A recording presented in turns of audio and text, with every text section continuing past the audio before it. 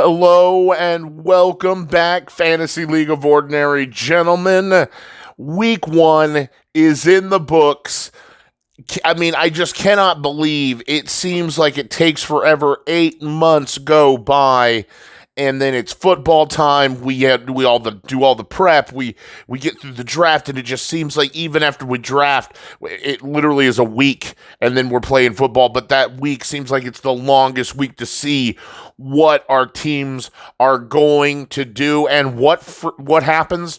The first week of the NFL happens, and for most of us it was an absolute shit show. For some of us it was high times, and we're going to break all of it down. Before we do, you already know, take a moment, like and subscribe, get us out there, let everybody know that you're watching the greatest podcast for the greatest fantasy football league in the world. It's Anything But Ordinary. Let's break down week 1, and we'll start with that game 1. It went the way that we thought it would. However, somehow, Forrest, you still put in over 100-point day. It actually could have been a bigger day. Aaron Rodgers struggles against San Francisco, and those people, I mean, I don't think anybody's sitting here expecting Aaron Rodgers to be a, top 12 quarterback. He hasn't been a top 12 quarterback. I mean, he's only been able to break into the top 12. He hasn't been a top 10 quarterback in quite some time. But we knew this was going to be a tough game against what is clearly, I think, a Super Bowl contender team. And so, yeah, Aaron Rodgers, and much like the Jets, get manhandled. Aaron Jones and Tajay Spear. Aaron Jones has a much better day than I thought. I will admit that New York looks horrible, the Giants. And Aaron Jones, just had a workhorse load, but what you love to see is 94 yards and a touchdown, 18 points there.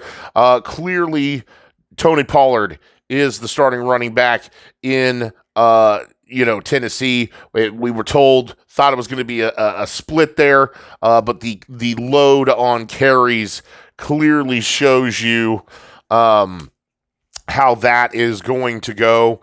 Deebo Samuel, I still think you wasted him picking him in the first round. I have not changed my mind on that, Forrest. However, what I will say is the fact he's getting you the double digit, the workload, you actually needed this to go, and it could have been. This could have been a lot lower. He actually vultures a touchdown, which should have gone to Jordan Mason and given him even more points. But yes, he still walks away with big numbers here, important numbers for you. Tank Dell was a subpar day against Indianapolis. Doesn't break. Travis Kelce. And I told you this is just why I personally do not, I just don't do tight ends early. And that's because they're going to get you, Travis Kelce is a human too. He's going to have 6 and he's getting older. And that game, it was a tough game with Baltimore. Tampa Bay, nice play over Kansas City, who went negative, and Jake Elliott, your kicker. It's 104. It's a respectable day, and we know that most of the time in this league, if you can hit that 110 number, that's what you're looking for. You came there, you're going to walk away with the win.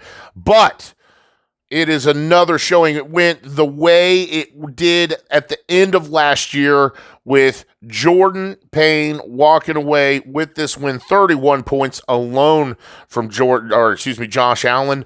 Isaiah Pacheco and Singletary really mirrors what Forrest has over here, 15 and 9 respectively. But then A.J. Brown with a huge day. Now Christian Kirk is actually someone that I am worried about. Just the way, I think that Jacksonville looks good, but man, it kind of is giving, the feels from last year where we were just struggling to see Christian Kirk, and have volume with him. Dalton Kincaid did not have a top 5 round pick day. And this is just why, man. I'm not saying that Travis Kelce's not going to end up as the number 1 tight end. I'm not saying that Dalton Kincaid couldn't end up as the number 1 tight end. But what I do feel is like they're all just going to have their days at the end of the day. And my Pat Fryermuth, good Lord, scores more points than both Travis Kelce and Dalton Kincaid, who were taken way earlier. All right, and that's not the only one. Big Cooper Kupp. What did I guys tell you? What did I scream at you at the top of my lungs in the draft? You guys allowed Jordan Payne to get Cooper Kupp. And what do the fantasy gods do? They say, okay, Jordan, since you have Cooper Kupp, we're going to strike down Puka Nacua, and it will once again, not that we thought indifferently. What did I say? It's still the Cooper Kupp show with or without Puka. And 32 points, 110 yards, touchdown, 14 receptions. Good God almighty. Cincinnati 5 and Sanders, the kicker, 9. It's 131. It's a convincing win.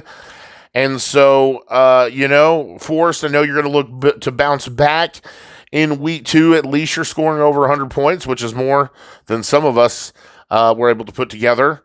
And Jordan, a big win here and looking to keep it going in week 2. Game number 2 features Derek Ash and Jack Little Raven going at it, and it was a low-scoring game, and it was a close game within 10 points, technically less than that, and it was close, but you just squeak out a win by the skin of your teeth. Random, generic, very close metaphor for your game, guys, as Derek wins this one 90-80. And it wasn't a particularly good win. I mean, at least you scored in the 90, right? It's not like a 70-point win. Is that? But I think anything less maybe than 100 points is an ugly win. Or are we going to classify ugly wins as like 70 and lower? Anthony Richardson does exactly what you needed to do. 3 total offensive touchdowns, 26 points, 212 yards. Wasn't a lot in the air. That was something that we were definitely going to be concerned with. But again, for a fantasy perspective, when it comes to, I have Anthony Richardson getting it done on the ground. Derrick Henry finds his way into the end zone in that game, 10 points. And then Brian Robinson has a great day, 17 points there, also finds the end zone. Amon-Ra Brown, quiet day, and Malik Neighbors as well. And I will say this, I like that Malik Neighbors still in a very bad game, still hit double digits. Amon-Ra Brown, we're not panicking here. Obviously, you're starting him the game script didn't go his way. Kyle Pitts finds the end zone, but only 3 targets, so I'm still on the meter, and Kirk Cousins doesn't look good. Does not look good. I think the only thing that really was just like amazing was Bijan, and look what happens when you get 96% target share and don't have to share it. That's what we needed last year. That's a Super Bowl in my pocket. Arthur Smith, just saying. Demario Douglas, 3 points. Detroit's defense 4. Zerline 1. It just is the scoring drop off from Richardson is harsh. Nevertheless, he does give you the win. Jordan Love gets injured in this game, still gives you 16 points. Travis Etienne fumbles the ball, so actually could have had a little more here, but does get into the end zone, 11. And Zamir White looked as bad as we thought he did. Alexander, they went with the hot hand. Alexander Madison, huge day, and we've seen Alexander Madison just be amazing. We've seen him be horrible. Is he better than Zamir White, or are we just going to do the hot hand? Is it going to be committee? I just don't know if I want anything. I don't even think I want Devonta Adams in this. I just don't want any part of it. Brock Bowers, that's who I want. I want Brock Bowers. That's what I want with Las Vegas. Jamar Chase could have an uptick in numbers, especially if T. Higgins is going to be hurt, but 12 points, doesn't find the end zone in this game. And wow, what a crazy game there for Cincinnati, and let's just hope there's better. Surely we're not panicking on Cincinnati. DK Metcalf in the game, weird game against Denver. Tyler Lockett still the man in town for the Seattle Seahawks. Evan Ingram, 1 reception, 5 yards. It is what it is. DJ Moore, I mean, you like that you got double-digit points, but Chicago looks bad. And what did I tell you about Caleb Williams? He is more worried about that fingernail paint than he is winning games. He looks just as bad as I thought he was, and I don't think it's going to get better. I really, really don't. Seattle's defense, 12 points, and McPherson, the kicker. We often talk about, you will hear me say, those of you who are getting used to how the podcast goes, I have a saying. It's maybe, it's not so much a saying as it is a statistical fact. I'm sure this is true across most leagues. When your defense and your kicker are your highest scoring players, you're probably going to lose. Jack, that happens to be the case this week. Better luck in week 2, and much like Jordan Payne before you, looking to keep it going, Derek, in week 2. Game 3, and you talk about ugly games. That's what we had here, as forever unclean stench is just too much for Josh Johnson to handle. And Josh, the victims of the cruel humor that the fantasy gods bestow upon us, as CMC and Puka Nacua not playable week 1, 70 points. That's ugly. Ain't no ifs, ands, or buts about it. And then Evan, who manages to just cross the 100-point line. And I say that, scoring like 110 points, that was our barometer last year. And keep in mind, we had a lot of new faces, a lot of people getting used to playing 14, 16-man leagues. We're pretty much used to that now. Jonathan's the only new guy now. I don't know if Jonathan's been in a 16-man league before. I'm sure he's probably played in a 14-man league. Jonathan, let us know. Maybe he's just done 10, 12s, what have you. But I imagine the skill would negate the worry of the depth of the league. I'm not worried about it. The point is to say that was just our barometer last year. Maybe 100 points is our, what we need to score to win a game, because we're drafting better. Forrest, we're drafting better, who still scores more than Evan here. But the point is, we're drafting better. We're drafting more accustomed to the people around us. And so that margin to win, what is going to give us that most likely probable percentage win, what that number could be different this year. I'm still gonna use 110, and we come close. You do get a win, of course. Like we said, Josh loses 2 people here, but Patrick Mahomes, kind of reminiscent of last year, 15 points. It was a tough game. We get it, but I 35-point games, I think, are going to become, not so common for Patty Mahomes, especially. I mean, we'll have great years as time. Is this going to be one? We don't know. We still have questions at wide receiver, although, as we will talk about with Forrest's team, Xavier Worthy looked just fantastic. And, but Patrick Mahomes is who we're talking about here. So 15 points. Sorry, getting distracted. Shouldn't do that. Josh Jacobs hits the double digits with barely 12 points.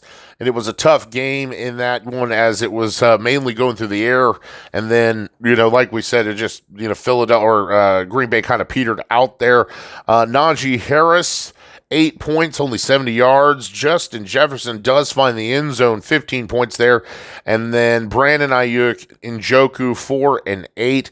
Christian Watson, who I definitely have questions about, not so much because of him, because of Jordan Love. Things in Green Bay get really, really doubtful, and we'll talk about that in week 2. But with the injury to Jordan Love, my faith in the wide receivers in Green Bay really, really, really drops. And maybe this is an uptick. Maybe this is for Josh Jacobs, Evan. This is a good thing for him. Maybe that means an increased workload. We'll discuss it more. Dallas's defense shines. They are so good. Oh, man, they are so good. 20 points, and they're your highest, contradictory to the statement that I just made. 20 points, highest scoring person on your team, and or slot player, whatever, on your team, and you get the W. And then Josh, it's a bad day at the office, my man. Joe Burrow, 8 points. It was a crazy game. I certainly am not Man, this is the only one. I mean, even the Arizona doesn't give me the worry thoughts that Cincinnati losing to what should be a horrible New England team. And so we surely just think this is Cincinnati shaking the cobwebs off. Jamar Chase is been out, not practicing, contract issues. Joe Burrow getting back into the swing of things. Shaking off that injury still maybe from last year. T. Higgins injured, so it's like surely Cincinnati is going to be because they're people who put some draft capital into these guys. CMC looks like it could be, I was reading some stuff, could be like a 5-week long injury. And if Jordan Mason, this is the scary thing, if Jordan Mason is as good as we saw, what's the rush to get CMC back if you're San Francisco? And the answer is not there. Alvin Kamara, do not think this is one of those, do not think you found a diamond in the rough. The game against the Carolina will. I thought it was going to be Minnesota would be maybe the worst team in the league. It's Carolina. Carolina will be 100% the worst team. I do not want a part of anything. Get rid of it. I don't care who knows it. No, Carolina. And so Alvin Kamara just has a day. It'll probably be his best game of the year, in my opinion. Puka Nacua, we talked about. He gets his 8 points, gets hurt. Amari Cooper with the dude. Cleveland, what did I tell you? Cleveland looks bad. Jameis Winston.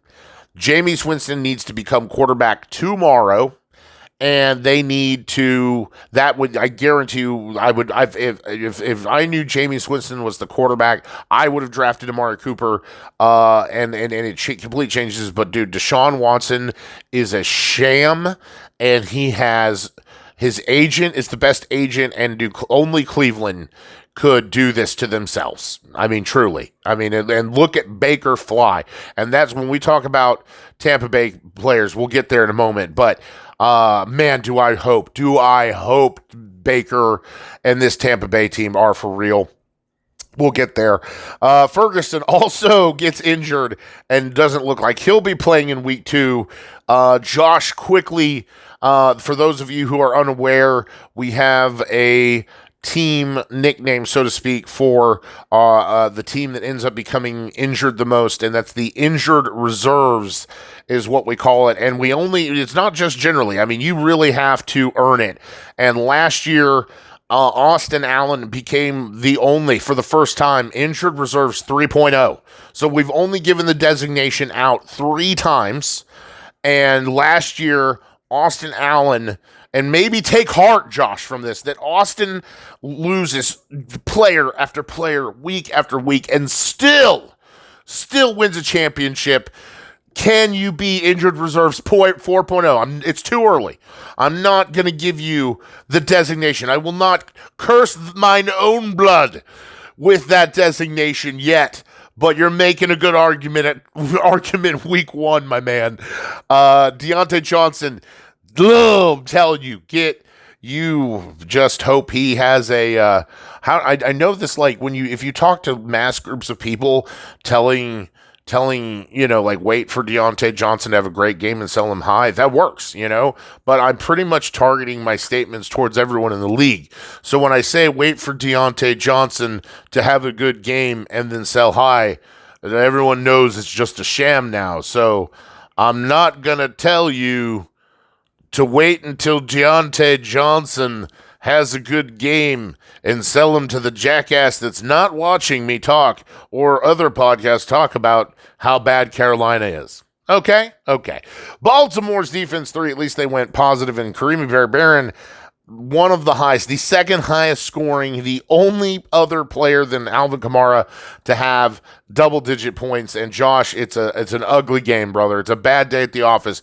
Bounce back in week 2, find the W, and Evan, starting the year off right, can you keep it going? We're going to find out when we break down week 2. Game 4 featured your commissioner and rookie, starting it off, the creme de la creme versus the new fish.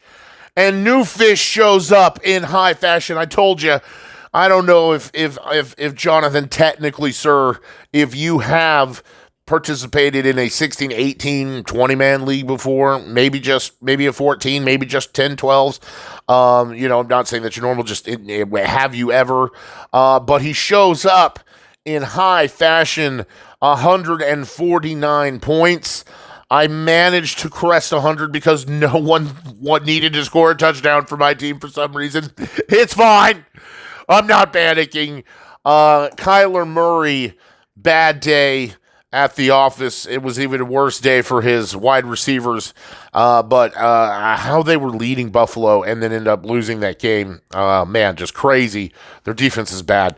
But only 14 points, not what you want to see when you take a quarterback in the 5th round. I guarantee you, I was going to pick him. Had he made it 4 more picks, literally 4 more picks that round, I would be just as unhappy as you are if that was the case.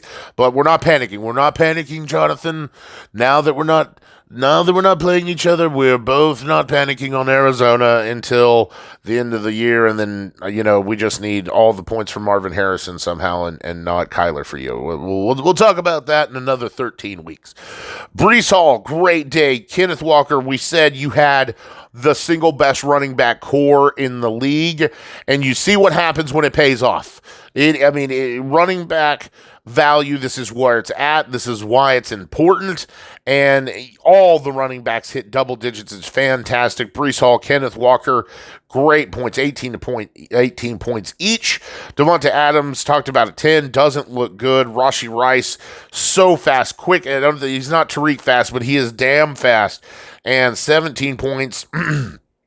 103 yards, 7 receptions. Brock Bowers looked great. It's the only thing, again, I talked about receiving-wise, anything-wise that I want in Las Vegas. James Conner, 19 points, only 50 yards, though. So the touchdown really makes a difference here, but the receptions, that's what's really important there.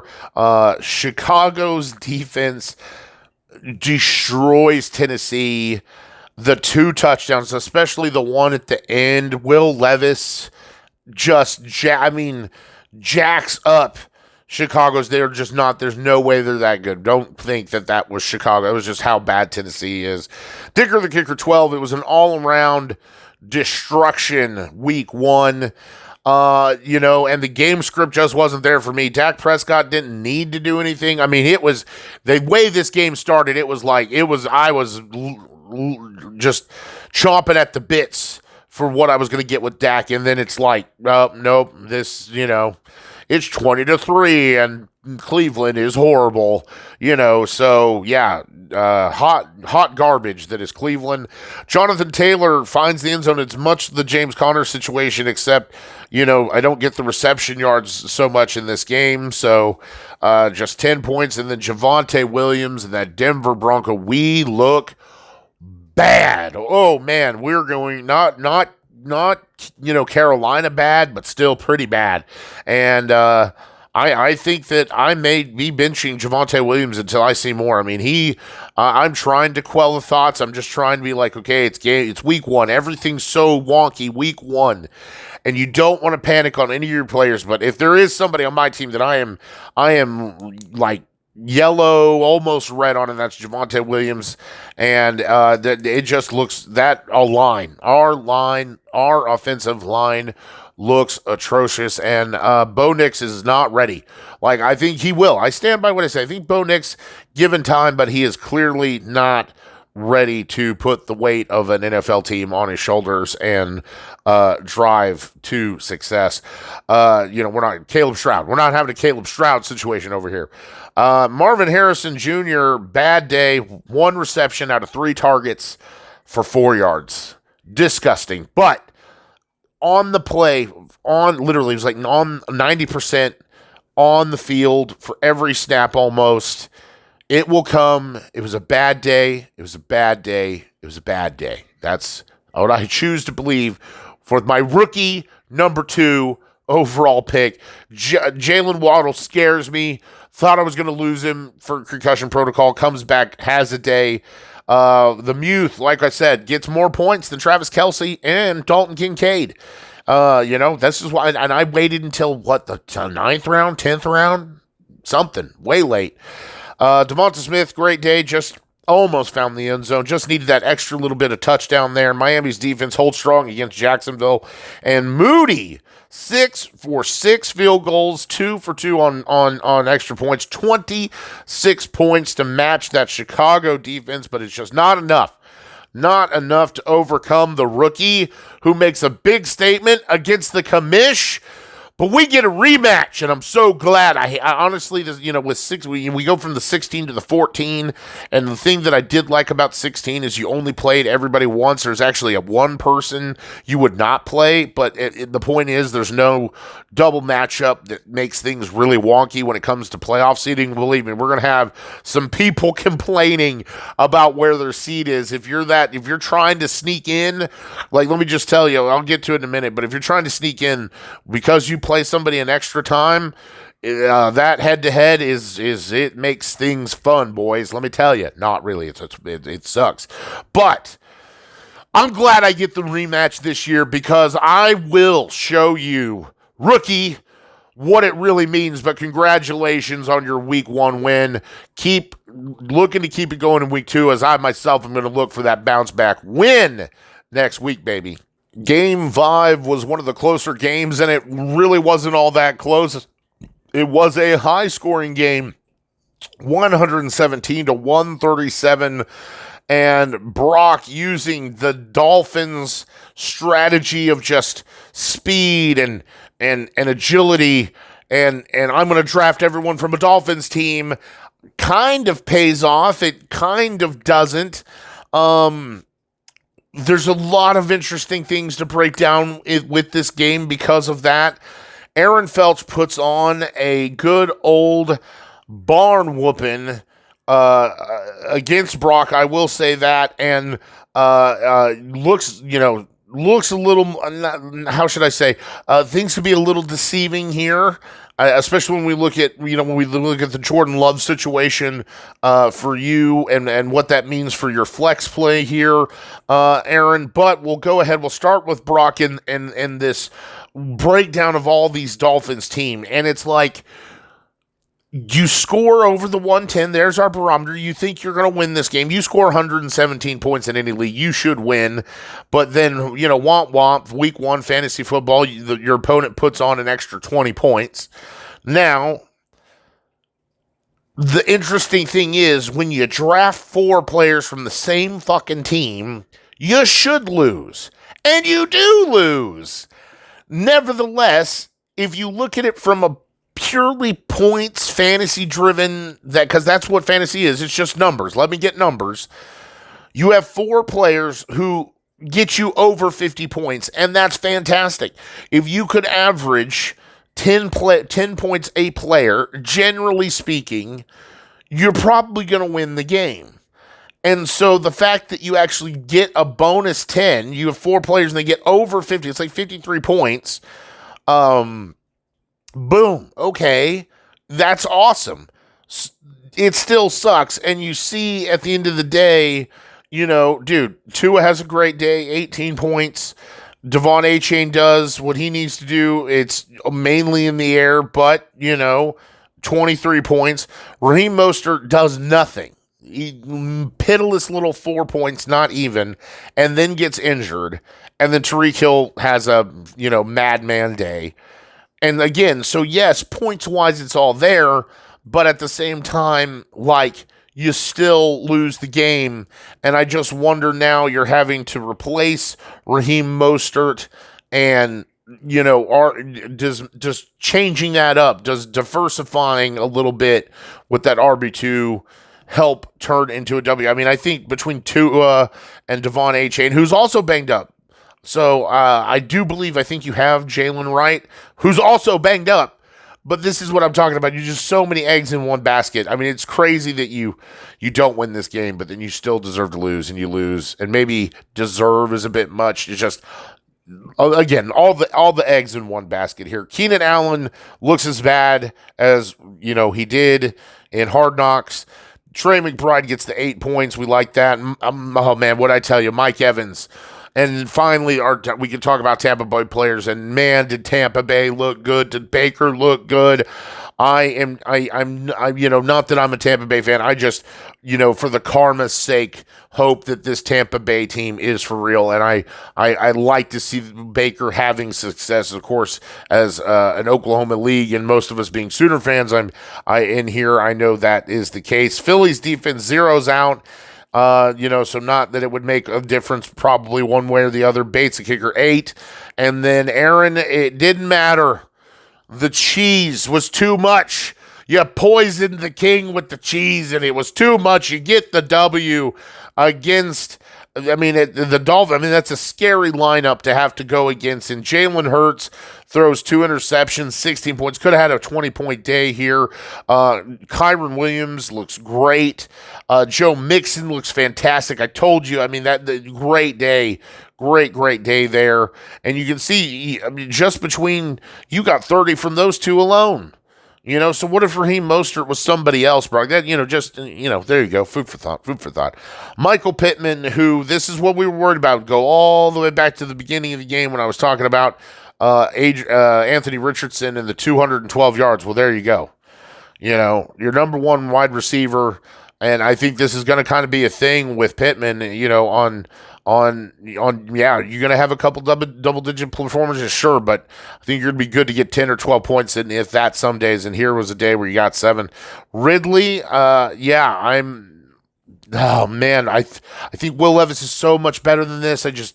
I don't believe Chicago's defense was that good. I think maybe just, Tennessee got in their own way. But surely Calvin Ridley is better than his 8 points. We know that he is better. We surely will expect him. Not pushing the panic button. Calvin Ridley's one of those like Javonte Williams right now with me. It's like my brain says, okay, this is a problem, but I just need to not feed into it because I know what I had the experience in my own mind tells me what I'm seeing. So like when I see Marvin Harris Jr. get 1.4 points, I'm like, nah, okay, that's fine. When I see Mark Andrews, okay, Joe Burrow, okay, whatever. But then I see Javonte Williams and I see this, Calvin Ridley nonsense, and I'm worried. I'm not gonna lie. I need to stop the intrusive thoughts. Jonu Johnson, great. 10 points there for you, finds the end zone, and Jalen Reed, blah, blah, blah, 33 points, massive, absolutely is the reason why you win this game, but don't think that that's going to happen week in and week out. I think you got very, very lucky. The game script played into his hand, and now, though, it looks like Jordan Love is going to miss some time, and then that's going to make me worried for everybody. And I'm not the only. I've got Dobbs sitting on my bench, so that's not what I want to see. After week 1, Minnesota's defense, who is good, they are good. 21 points, and Marvin Gaye, the kicker, gets nothing. Absolutely nothing. 0 field goals, 0 extra points. And so 137, you're there, and it's I think you're the luck of the fantasy gods definitely hits you with the 33 points, but it's a good win. Keep it going in week 2, and then Brock, Dolphins 2.0. We'll see if Raheem Mostert plays. We'll see if Devon H.A. plays. We'll see if Keenan Allen plays. Okay, but get that bounce back win. Game 6 was another blowout, and what did I tell you? Brennan looks dangerous, baby. 121-81, and he puts down brother-in-law of the commissioner, Chandler Taylor. It's a big win. It's an ugly loss, Chandler, but Brennan, Lamar Jackson, even in the loss, 25 points. I was a little worried when I heard he didn't show up to practice. Maybe he's just really pissed off after the loss. So I hopefully that doesn't. Surely it's like I haven't read anything up until now that tells me that he's going to miss time. But that was a little concerning when I read that following that game. James Cook and Ramondre Stevenson both double digits. Cook could have had more points if he found the end zone, still hit 13. But what you love to see is Ramondre Stevens. He looks so good. Ramondre Stevenson looks excellent. 21 points, 120 yards. He's absolutely somebody I was targeting in this year's draft. We knew the volume was going to be there. As long as this is consistent, you absolutely have a top 10 running back for 2024. CeeDee Lamb, only 13 points, but I'm not worried. The game script, just like I said, I'm not worried about Dak. Dak looked like he was about to put on a show with CeeDee and didn't need to do it. Just didn't need to worry about it here. So yeah, better games to come, but he still hits the double digits there. Pickens 13 points, and I mean Pittsburgh looks better than I thought they did. But with again, I think Justin Fields will probably be playing next week, and Russell. I don't know, man. I have no confidence in the quarterback play with Pittsburgh right now. Jonnu Smith, 1.7 points. And then Drake London, who, again, I was so high on Drake London. I think we're fine, but it's like, this is the Javonte Williams, Calvin Ridley feelings, not my Marvin Harrison, Joe Burrow, feelings. This is, dude, Kirk Cousins looks really bad. And, if it wasn't for a touchdown, Kyle, we'd be having a different conversation about Kyle Pitts this week. Bijan really is the only thing that looked great. So I'm sitting on my Atlanta players at the end of the day. I'm sitting on them. I'm not panicking. It's week 1. Let's keep it going. So, we're rolling out. You don't have to tell you, Brennan. You're rolling out, but we're a little wary of Drake London in that offense there. San Francisco 8, and Aubrey, who is, I think, in prime position to be the number 1 kicker. I love the story. Never played, football at a higher level, high school, collegiate, professional level, was sitting on the couch after playing soccer, and then, now is the number 1 kicker in the NFL. Love it. And 21 points to make it to 121. And Chandler, we're not panicking. I know we've talked well since these games have happened. It's just, again, I told you, it's week 1 in the NFL. You're not the only one that's had an ugly week. I'm right there with you, brother. The commission, I'm commissioner of the greatest football league that ever was or will be. And a little Game of Thrones for you guys, a little civilized reading for you guys. But that's what that reference was. But it's just a bad day, man. Brock Purdy, tough, didn't have to go crazy in the game. The defense was manhandling the Jets. Bijan looked great, and he didn't even get into the end zone, and he had 16 points. So it could have been more. Yeah, man, I wanted him so bad. DeAndre Swift now, okay, yeah, if you know somebody who's desperate at running back, get them to bite on Swift. I don't want anything in Chicago. Nothing. I mean, I don't even want their defense. I think they got lucky against Will Levis, who had a rough entrance into week 1. Chris Olave, we're not panicking. I'm not worried about this game script against the team they were destroying. Olave, better days to come. Zay Flowers, I'm a little wary, but they were all over Flowers. I was perfectly fine with him last year. Obviously, I know you know this, but I'm not panicking on Flowers or Mark Andrews. I do think that it's more interesting to have a conversation about Mark Andrews and Isaiah Likely being top 10 fantasy projections at tight end next week. But Mark Andrews is just fine. You are A-okay, brother. Austin Eckler gets his 10 points, but it looked ugly. And I think I'm flexing, if I can, I'm flexing a wide receiver at this position. Pittsburgh 13, but maybe he's the best you got. I don't know. I'm just saying, I think I'd rather be flexing right now until I see a little more consistency from Washington. Because, I mean, let's face it, Jaden Daniels is now the running back in Washington. Austin Eckler is the RB2. And, with Jaden Daniels', ability to run the ball, I think Like I said, this is what you're looking at with Austin Eckler being an RB2. So be happy with your 10 points. Pittsburgh 13 and Butker 9. It's an 80-point bad day. Things will get better. Like I said, a couple of positions that I would maybe I'd move Austin Eckler up to my RB2 and then get rid of Swift. But that's, well, you just got to see what your team has on depth wise, or maybe something you can trade into, or maybe you don't feel you need to trade right now. You feel good, and you're just gonna put week 1 behind you and move on to week number 2. And then Brennan, brother, real quick, way to go. I mean, seriously. I don't want to be too crazy. We have lots of time, but I mean, if the playoffs were happening tomorrow, you would be a semifinal pick for me. I'm not looking forward to week 2 because I know who your opponent is. It's me.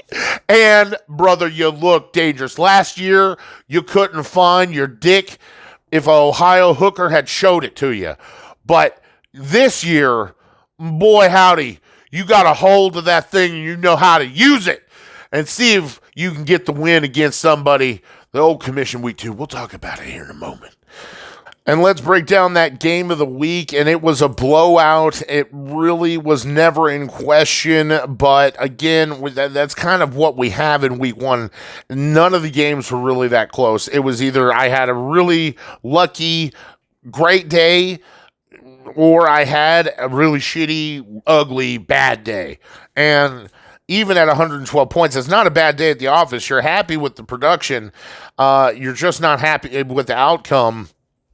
Brock could be one of those people, of course.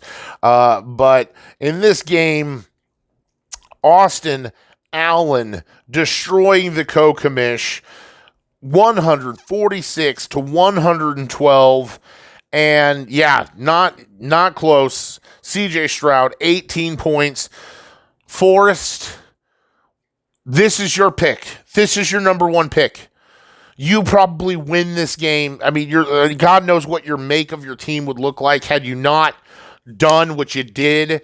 But what I do know is that this is your number 1 pick, Saquon Barkley. Look what this man, people have to go back to when he was at Penn, okay? And he was so freaking good. And it's like he's been at a team where he's had no offensive line, and he still was great, but he was getting banged up because he had no protection. And look what happens when you put him behind one of the single best, if not the best offensive line in the NFL. 109 yards, 3 touchdowns, and he made it look easy. This should be on your team, Forrest. I should be plucking 33 points away from Austin Allen, putting them on your team, and giving him a loss against Kokimish this week, because this is what happens when you draft like shit. And it allows the defending champion to score 146 points in week 1. Did it again. Jeremy Gibbs, 17 points, 40 yards, and a touchdown. Stephon Diggs, holy moly, with the stack. It looks so good. Almost 40 points between them. And then it's one of those things where we didn't even have the super stack rocking. He's using George Kittle, right? So 40 almost just using the regular stack there. JSN didn't look good. It was clearly Tyler Lockett and then DK, but then with just that game script clearly didn't. I know there's lots of talk about, we'll see better J's from JSN. I just don't see it this year, man. Sure, is he going to have a couple double-digit days? He's going to vulture some touchdowns here and there? Yeah, but, I mean, there's just too much for J. But Geno looks great. Who knows? I just don't see JSN having much better days than this, on the average. I think you're 5-6 points, man. George Kittle, 8. Brian Thomas Jr. looks so good. One of my picks. I wasn't able to get him. I believe he may have sniped this guy from me. I'd have to go back and look at the draft, but I know I definitely was targeting. You know, we could argue we snipe players from everyone, but nevertheless, 14 points. You're very, very happy. The New Orleans defense 16 points and Santos the kicker 13. Everybody but 2 players has high double digit points. Absolute shellacking. The game script just didn't go your way, nor did it for Jared Goff, and that 11 points there, throws the interception, could have been a little higher, but they were handling the Rams there, and it wasn't going to be oh my goodness.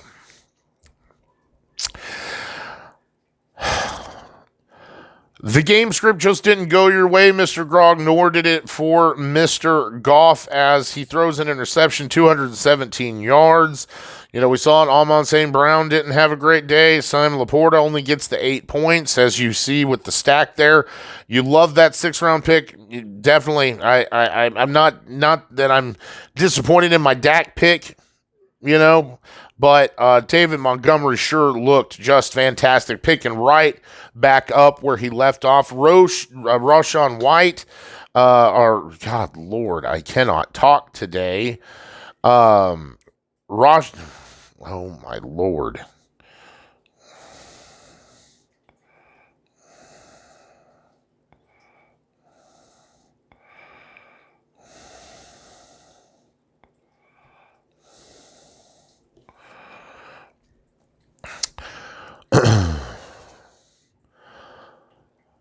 The game script just didn't go your way, my friend, neither for Jared Goff as he throws 217 yards and an interception. Could have been a little more, has the touchdown. But, you know, we saw Amon St. Brown, not a great day. Sam Laporta only the 8 points. So just not a good day. It was a tough game defensively there. And but you know who looked great is David Montgomery, and not that I regret my Dak Prescott pick. I think he was about to have a day, but David Montgomery picking up right where he left off from last week. Looks absolutely awesome. 91 yards and a touchdown. Rashad White and 16 points. You know, everything was in the air. Only 31 points rushing, 31 yards rushing, 16 points. Oh my goodness. Just looks so darn good. Chris Godwin, 22 points. Great. Garrett Wilson, this is what we were worried about, man. It's like, you know, not that it's his problem, you know, not that it's his fault or anything. It's just, you know, what kind of quarterback play and what kind of offense play. Again, they played the toughest, arguably the toughest defense in the NFL, so we're not panicking. He still got his 12 points, 6 for 60. If he has a touchdown, you know, we're looking at a 19-point game. So the fact that you're flexing that's great. Cleveland's defense, we'll see, but Cleveland's looking like they could be one of the worst teams this year. And Young Hoku, the kicker, it's 112. Again, you like the production, you just don't like the outcome, and a bounce-back win, co-commissioner, is what you're going to look for in week 2. And you know, much like Jonathan, the second highest scoring, 146 points, the defending champion makes his statement to the league that he is here, he is back, and he is going to contend. Can he keep it going in week 2? Before we move on, let us look at the standings. You're either 100% or a big old fat 0 after week 1, and there's our 7 winners, you know, and it's just, you know, we're going to just separate you by points at this point, but there we go. We got a long road to haul, guys. Nobody should really be panicking. Josh, maybe. CMC and Puka Nacua could be gone for 5 weeks straight. Woof-o! Fantasy football. Love it or hate it, but we all play it. So there it is, guys. Thank you for staying in here with me. Week 1, going to get it in the books, and we will sit and talk about week 2 here in another day or two, and look forward to all the interesting matchup. It's just going to get tougher, boys. It's just going to get tougher. So reach down, find your big boy pants and pull them up because we still have 17 weeks of fantasy football to go. So don't get dismayed. Chandler, my brother, don't get dismayed. Joe, talking to yourself, don't be dismayed. We got plenty of football left. I'm looking forward to it. See ya next episode for coverage of week 2.